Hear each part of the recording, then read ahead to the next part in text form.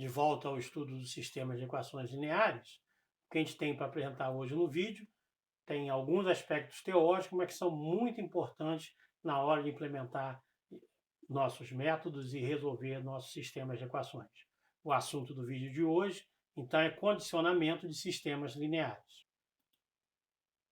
Eu vou começar apresentando um sistema que é mal condicionado. Nem tão mal condicionado assim, mas que a gente pode colocar nessa classe. Então, observa esse sistema de equações que a gente tem que resolver. 6x mais 30y igual a 66 e 3x mais 15y igual a 31. Sistema como outro desse que a gente tem visto aqui, e esse caso aqui bastante simples, que dá uma matriz 2 por 2. Mas a gente observa o seguinte, como a primeira linha é exatamente o dobro da segunda linha, esse sistema não vai ter solução, porque essas linhas não são linearmente independentes. Mas se eu alterar um pouco o sistema, eu posso ter um que agora tem solução. Esse aqui, se ao invés de 15 eu tenho 14, eu posso resolver esse sistema sem problema. E as soluções são x igual a 1, y igual a 2. Então, só para ver o primeiro caso, 6 vezes 1, 6, 30 vezes 2, 60, a soma dá 66. E aqui também, 3 mais 28, 31. Então, esse sistema tem solução alterando apenas um dos elementos. Tá? Eu posso alterar o elemento 15, aqui eu subtraí 1. Eu posso ir na outra direção e incrementá-lo. Ao invés de 14, usar 16. Esse sistema também tem solução, é simples de achar, mas o que a gente observa é o seguinte, variando um pouco de 14 para 16, apenas 2 unidades, as soluções ficaram bem diferentes. Essa era 1, 2 e essa é 21 e menos 2. Então, essa dá a dica do que seria um sistema mal condicionado. É aquele em que você varia um pouquinho um coeficiente e os resultados saem bastante diferentes. Por que isso aqui é problemático? Imagina que isso aqui tenha saído um sistema, esses coeficientes tenham saído de algum experimento, e que você faz medições. E a certeza que você tem nesse valor não é tão grande. Poderia ter sido 15, ou 14, ou 16. Você nota que os resultados vão ser completamente diferentes. Então, a gente tem que tomar cuidado com isso quando for lidar com esse sistema. Eu vou mostrar para vocês graficamente por que isso ocorre. Aqui são as duas equações que compõem o nosso sistema. 6x mais 30y igual a 66 e 3x mais 14y igual a 31. O sistema original, que não tinha solução, era composto por duas retas paralelas. Lembra que uma é o dobro da outra. Esse aqui tem uma solução, que a gente encontrou, é o 1, 2, mas se observa o seguinte, qualquer errinho nesses parâmetros, ao invés de achar essa solução exata, poderia ser que ao invés de 14 não fosse 14 mais 14,1 ou coisa parecida. Então, um errinho aqui, na determinação desse cara, uma incerteza na determinação de qualquer uma da reta, dá um valor que é bem diferente daquele que a gente queria encontrar. A solução do sistema é quando as retas se encontram. Tá? O mesmo acontece para o 16. Quando a gente troca por 16, agora a curva verde, que é de cima, antes estava por baixo, agora fica por cima. A solução é essa, é 21 e menos 2. E, de novo, se eu errar aqui, olha só, imagina que você não queira achar, que você não tenha condição de achar a solução exata, mas com uma incerteza de ponto 1. Uma incerteza de ponto 1 pode ser um valor desde esse daqui até esse daqui, dando valores que são bem diferentes para as raízes. Tá? Esse é o problema, então, de sistemas mal condicionados. Pequenas flutuações podem causar uma diferença grande no resultado final. Tá? O que eu preciso fazer agora, como eu disse, a gente teve um sistema e eu fiz dois sistemas parecidos. Eu troquei um dos elementos do meu sistema de equações. Então, como é que eu defino quando dois sistemas, ou uma matriz, ou um vetor, é parecido com o outro? Para isso, é o que a gente inventa a norma de vetores. A norma vai ser representada aqui por essas duas barrinhas verticais, e é uma norma de ordem P, tá? Que vai ficar claro a seguir. Essa norma de ordem P é definida como a soma dos valores absolutos de todos os elementos do vetor, elevado a uma potência P. Então, você soma todos os elementos elevado a P, e depois, feita a soma, você tira a raiz P dessa quantidade. Então, esse somatório aberto dá isso aqui, e a gente claramente vê que para P igual a 2, seria a soma de cada um dos elementos ao quadrado tirada a raiz quadrada. Essa aqui é o que a gente costuma chamar da distância euclidiana. Essa seria a distância de um vetor em relação à origem, quando a gente eleva todas as suas coordenadas ao quadrado. Então, a norma P igual a 2 é o que a gente chama da norma euclidiana, mas existem outras. Por exemplo, P igual a 1 é simplesmente a soma dos valores absolutos de todos os elementos do meu vetor. Tá? P igual a infinito é outro valor interessante, porque quando essa potência é grande, o que vai acontecer? O maior valor absoluto entre todos esses vai estar elevado a uma potência muito grande. Então, ele vai ser o maior número da soma e vai ser muito maior que todos os outros. Então, fazer P igual a infinito significa encontrar o maior valor absoluto dentro de um vetor. Então, esse é o V infinito. O V igual a 1 é simplesmente a soma dos valores absolutos. E o P igual a 2 é a distância euclidiana, como está acostumado a se referir a ela para vetores. Fazendo uma aplicação de normas para esse vetor simples aqui, 0, menos 1, 2, vamos ver quais os valores da norma. A norma 1, como eu mostrei, é só somar os valores absolutos. 0, menos 1 e 2, então é a soma de 0, 1 e 2. Então a norma 1 dá 3. A norma 2 é a soma desses números ao quadrado e tirando a raiz. Então é 0 mais 1 ao quadrado mais 2 ao quadrado, tira a raiz, isso dá raiz de 5. Raiz de 5 é 2 alguma coisinha, né? Que não é tão distante assim da norma 1.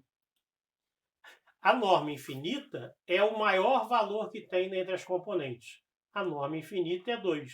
Então a norma infinita é menor do que essas outras duas, mas você nota que mesmo tendo uma variedade, uma infinidade de normas para definir, basta variar o valor de P, essas normas dão valores parecidos. Tá? Por que a gente inventou essa norma? O significado mais importante de norma vem agora. É que quando você pega dois vetores A e B, o que a gente vai definir como distância entre dois vetores é exatamente a norma da diferença entre eles. Tá? Se a gente fizer isso aqui para a norma 2, P igual a 2, a gente obtém aquela desigualdade de triângulo dos quadrados dos módulos. Tá? Mas eu posso definir as normas com qualquer valor, com 1, com infinito e assim por diante. Para satisfação de vocês devem estar se perguntando agora, tá, mas qual norma que eu escolho? A resposta é aquela que causa maior infelicidade, fica a seu critério. A norma de matrizes é definida de maneira um pouco diferente, porque é muito mais difícil a gente tentar visualizar a distância entre matrizes. Entre os vetores a gente consegue ver isso com relativa facilidade. Né? Embora você possa imaginar o seguinte, a distância de um vetor, o que é a distância de um vetor ao zero? Se você considerar que zero, ao invés de ponto, é um vetor nulo, né? A distância da extremidade, a distância euclidiana da extremidade do vetor ao zero, é exatamente a norma 2 desse vetor. Então, a gente pode dizer que a norma é a distância de um vetor à origem. No caso de matriz, ela é definida dessa forma, onde esse sup é o maior valor que você tem do produto de A por um vetor unitário. Aqui está a norma do vetor, tem que ser 1. Tá? Isso feito na ordem P. Parece bem esotérico, mas aqui o que a gente vai fazer? A1 é o máximo de todas as colunas da soma dos elementos daquela coluna. Nota que eu estou somando em todas as linhas na coluna J. Então, a norma 1 soma-se todos os elementos de uma dada coluna e aquela coluna com a maior soma, esse valor da soma é o A1. O A2 é a raiz quadrada do maior alto valor da matriz A pelo conjugado. Mas você nota que é um pouco mais complicado. Eu tenho que calcular a matriz e o conjugado dela, tirar os autovalores e o maior alto valor. Essa é a norma 2. A norma infinita é parecida com a norma 1, só que aqui, ao invés de somar em colunas, eu somo agora nas linhas. Então fica mais fácil. Tá certo? Então a gente pode usar qualquer uma dessas ou qualquer outra norma. A questão é se esses valores são próximos ou não. Então eu considerei como exemplo uma matriz bastante simples. 1, 2, 3, 3, 2, 1, 2, 1, 3. Os elementos são permutações, em cada linha são permutações dos elementos da linha anterior. Vamos fazer na prática para você ver como é que a norma de uma matriz é mais simples do que parece quando a gente tenta definir o que ela é de verdade. Por exemplo, a norma 1, como eu falei com vocês, é a soma, é o maior valor da soma dos elementos de uma coluna. Então aqui eu tenho 6, 3 mais 2 mais 1, aqui 5 e aqui 7. Né? Então esses são os valores das somas dos elementos da coluna. A maior é 7, o A1, a norma 1 vai ser 7. A norma 2 eu tenho que pegar essa matriz, calcular o conjugado e tirar o alto valor. E o maior alto valor é 6,59, que é bem parecido com 7, né? E é conhecido como raio espectral, o maior alto valor, que define num espaço, né? Todos os altos valores são menores do que ele. A outra norma de interesse, a infinita, essa daqui é o maior valor das linhas. Tá? Então a gente tem que agora, as linhas são 3, 2, 1, 3, 2, 1, 3, 2, 1. As três linhas são iguais. E o máximo valor, então, é 6. Tá? Então a gente nota que, de novo, as normas dão valores diferentes, mas mesmo assim não são tão diferentes, né, entre eles. Então isso aí parece ser bom. A gente sempre pode escolher uma norma que seja mais fácil de calcular. Existe uma outra, né, que não é exatamente definida como aquele P, mas que é o análogo à norma euclidiana.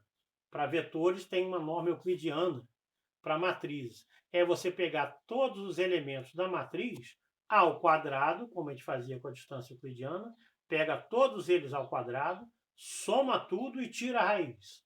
Esse é o método de Frobenius, é a técnica dele, é a norma de Frobenius.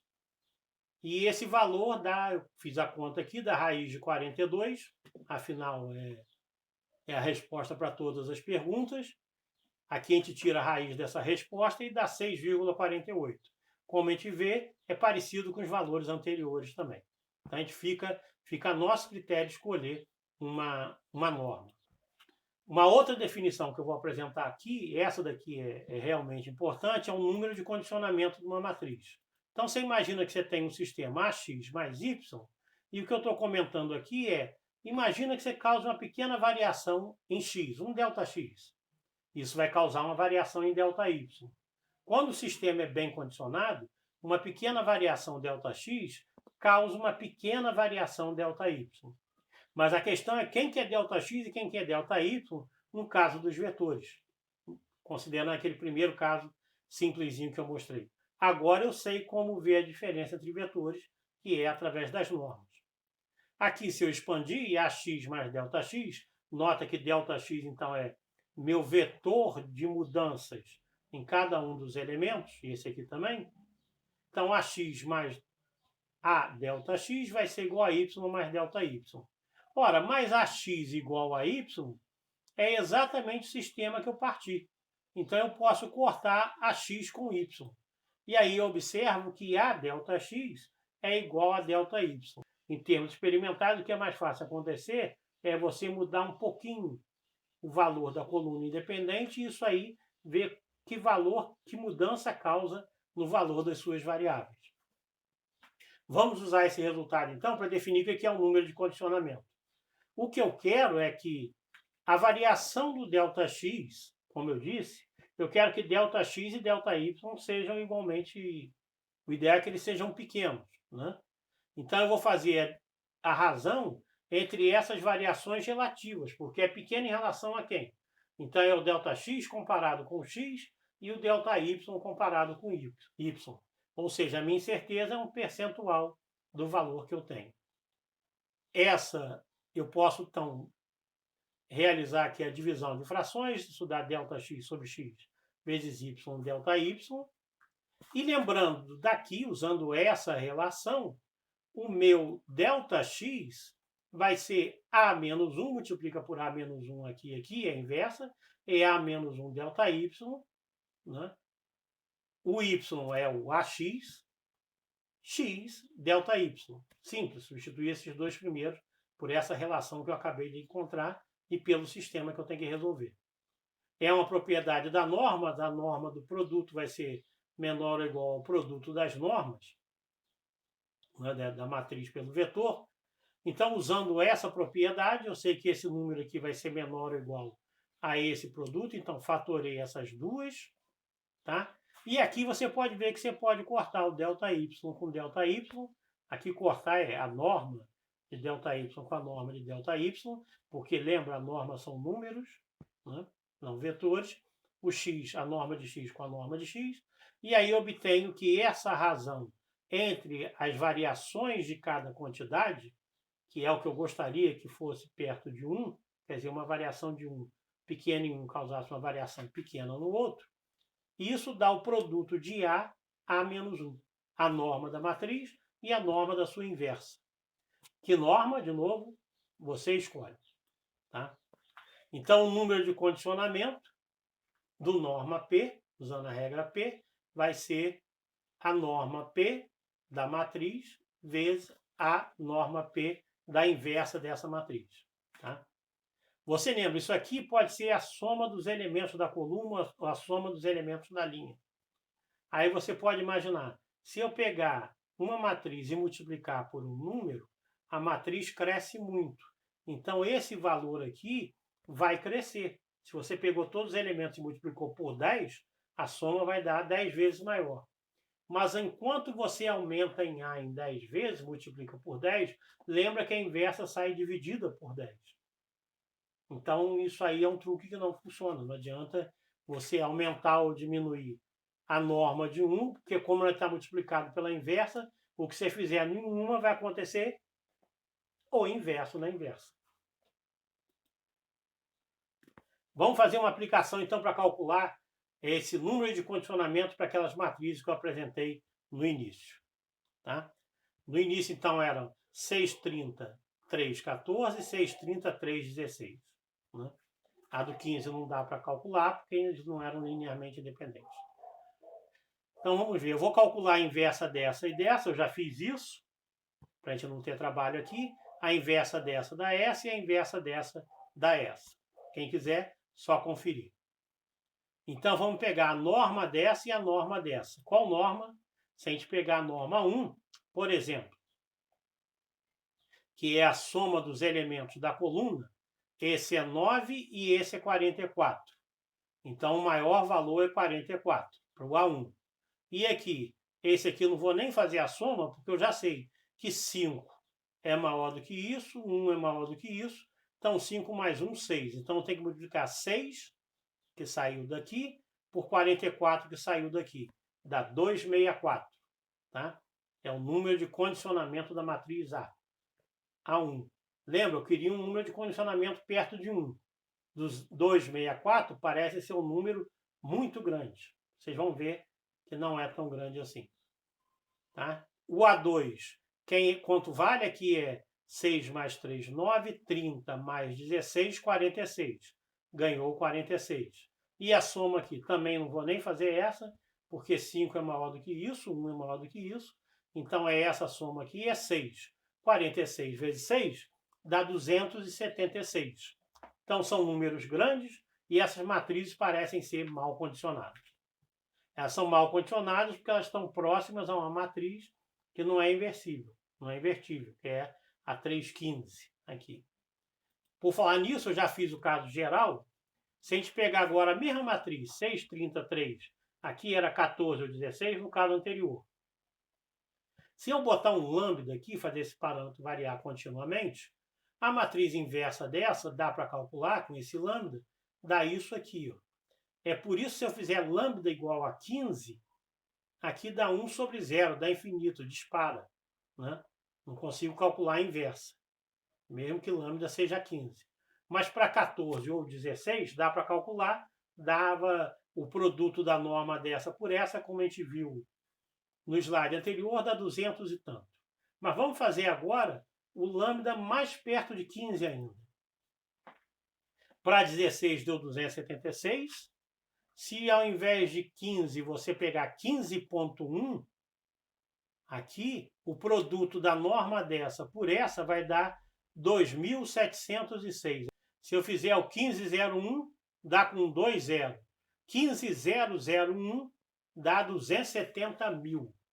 Da mesma maneira, se eu for não acima de 15, mas um pouquinho abaixo de 15, dá um valor semelhante àquele, quer dizer, escrito de maneira semelhante, que era 264, então dá 269.994.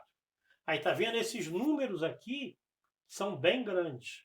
Então essas são matrizes mal condicionadas, estão bem perto de uma matriz que não é invertível. Tá?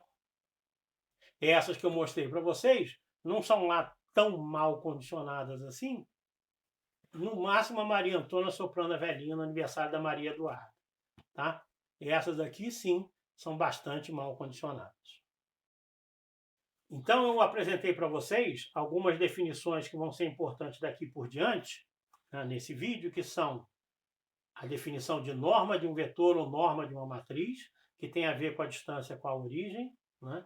Posso pegar a distância entre dois vetores ou duas matrizes. Agora eu estou definindo, eu encontrei uma quantidade que eu posso definir, que depende da diferença entre os elementos, mas pode ser uma função dessa. A diferença deles, a diferença dos valores absolutos, na verdade, ou a diferença ao quadrado, ou assim por diante. Tá? Mas eu tenho uma maneira de definir agora distância entre matrizes. O difícil é visualizar isso pensando num espaço, como está acostumado, num espaço euclidiano, quanto que uma matriz está longe da outra. Tá? Mas a gente é bom em matemática e em física, então a gente sabe abstrair isso aí com relativa facilidade. Finalmente eu mostrei para vocês o número de condicionamento, que é uma tentativa de graduar ou de mensurar o quão mal condicionado é uma matriz. E esse número de condicionamento, a gente viu, é muito grande para matrizes mal condicionadas. E é pequeno, deve ser perto de 1 para matrizes bem condicionadas. Dá para ver, por exemplo, a matriz de identidade, a norma seria 1 e o inverso dela também dá 1. Então a identidade dá certinho, norma igual a 1. Não é à toa que todo mundo gosta da identidade, pois às vezes ela dá qualquer coisa. Tá? Então, com essas definições, a gente está preparado a trabalhar agora nos próximos métodos, que são métodos iterativos. E diferente desses métodos que a gente fez até agora na disciplina, em que eu resolvia diretamente o sistema de equações, eu vou fazer aproximações sucessivas. Eu quero que a resposta esteja mais próxima da solução real possível. Para estar mais próximo da solução real possível, é que eu precisei definir o que são matrizes ou vetores próximos. Tá certo? Então, no próximo vídeo, a gente vê os métodos para resolver sistemas de equações de uma maneira interativa. Ok? Então, vejo vocês lá.